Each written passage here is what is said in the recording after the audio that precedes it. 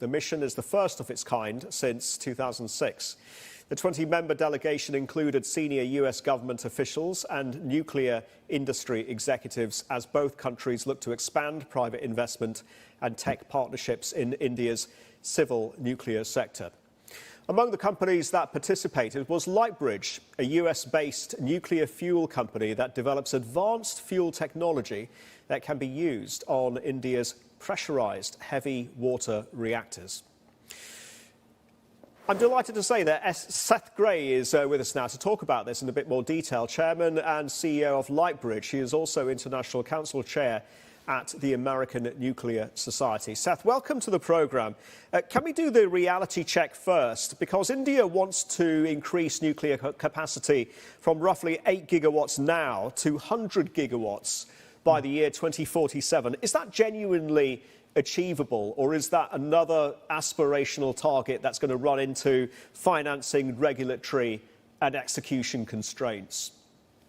It's definitely achievable if it's handled right, and if it's divvied up among an official government program, some private sector and government joint ventures, and some purely private sector nuclear development. 100 gigawatts electric is exactly what the United States has today. Much of that was built out during a similar period in the 1980s. France has close to that and was built out during a similar time frame, so it can be done. US-India civil nuclear deal was signed more than 2 decades ago, Seth, but there's little to show for it, is there, in terms of actual US reactor exports? Why should investors believe that this time is different? Well, the Shanti Act was recently passed in India that addresses liability and other major issues that have kept American companies out.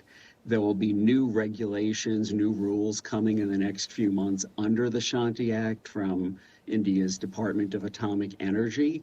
And if those rules are conducive to allowing foreign companies to come in, foreign private companies to come in, then I think there will be a lot of partnering based on the discussions that we had in New Delhi and Mumbai last week. I think that if you go back to 2005, India had very little nuclear power, and since then, as you said, has only built up to 8 gigawatts electric. There was not a huge need for foreign cooperation.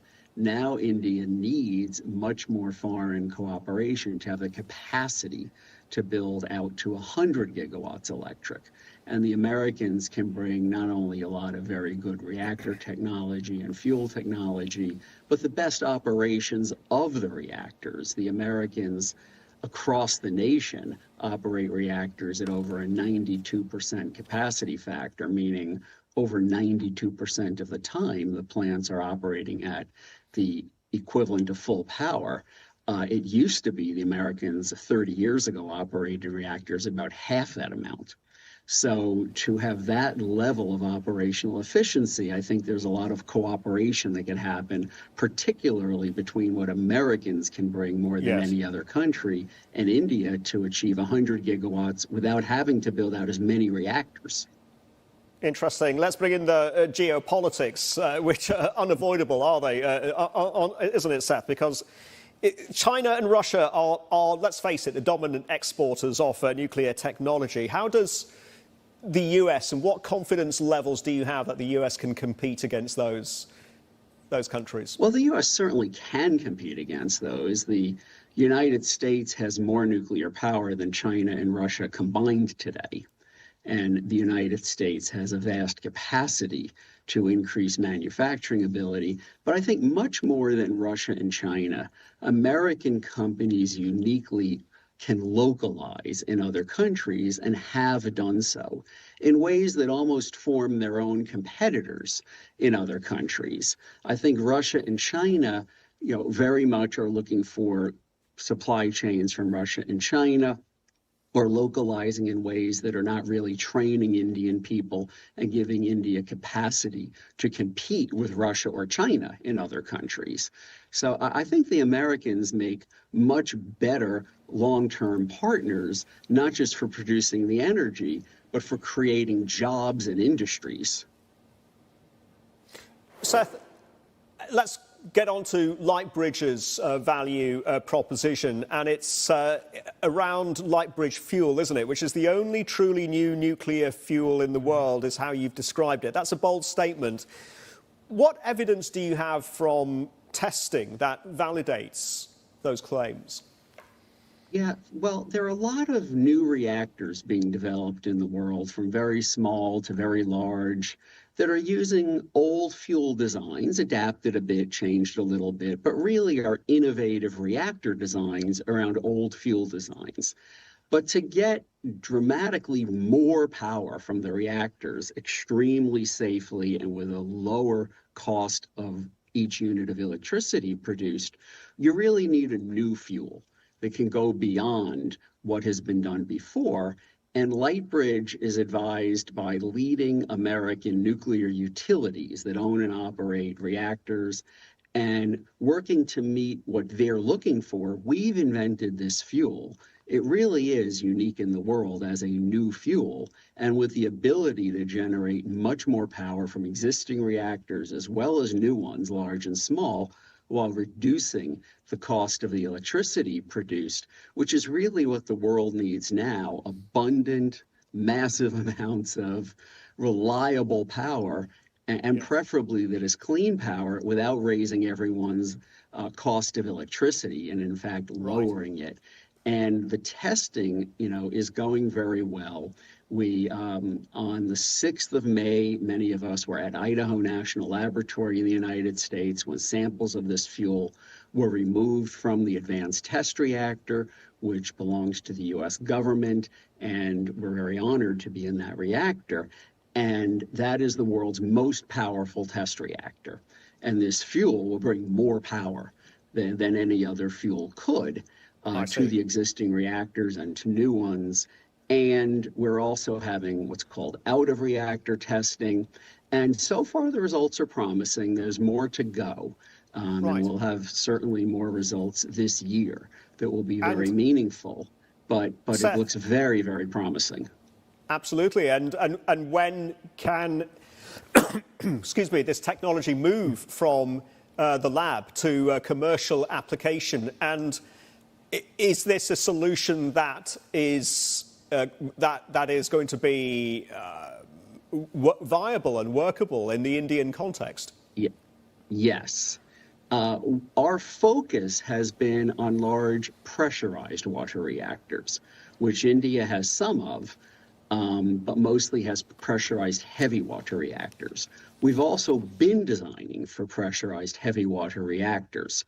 So we will be able to meet both the official Indian government pressurized heavy water reactors and the more private sector in India pressurized water reactors that we think will be coming in much larger numbers as more private sector companies in India and working with foreign companies build out new reactors. And those will be very similar to the plants in the United States that the reactors that belong to the utilities that are advising us have.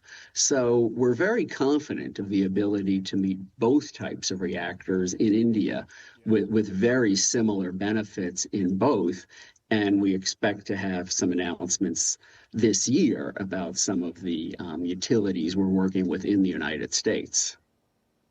Seth, closing question. Every major technology company is now talking about AI. Are policymakers underestimating just how much electricity this revolution is going to require ultimately? And how does your value proposition, how does nuclear fit into all of this? I think they're underestimating it. Every utility we talk to everywhere in the world really doesn't know how it will produce the power that it's required to produce 10 years from now. to retain current industry, bring in new industry. One example is it looks like there's a new data center complex that will be built in the state of Utah in the United States that will use 10 gigawatts electric of power. All of New York City is 8 gigawatts electric. This is one data center complex, would be 25% more than all of New York.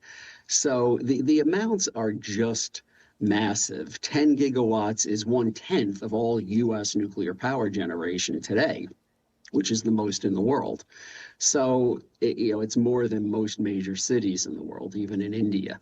So I think that the demands are just enormous. Everything we're hearing from hyperscaler companies and data center companies is that these demands will only be increasing, and that nuclear has to increase disproportionately more in the energy generating mix than other energy sources because of its ability to produce reliable, constant power. And we think uniquely Lightbridge Fuel will be able to do that better than anything else.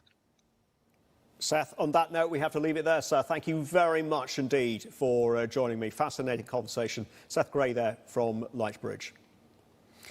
Coming up next on the programme, we keep the artificial intelligence conversation going and discuss if enterprise AI will make traditional software companies irrelevant, or are these fears overblown? Don't miss that conversation.